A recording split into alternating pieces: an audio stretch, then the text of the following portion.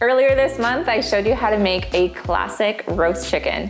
Then we took our leftover chicken carcass and we turned it into the most incredible homemade chicken stock. Today, we are taking that homemade chicken stock and we are turning it into a classic chicken noodle soup. Let me show you what we're doing.